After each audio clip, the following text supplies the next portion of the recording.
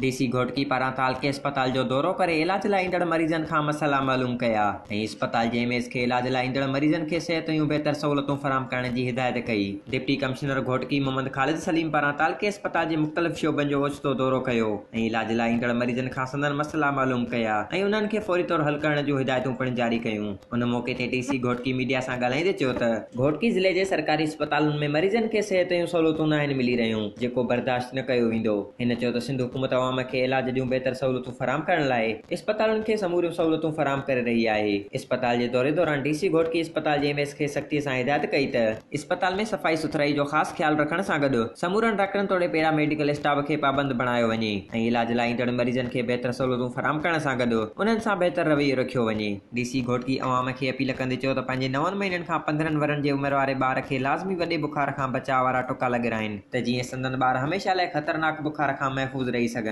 अलावर बोज़दार का अवश्य digital media reporting team Ghotki.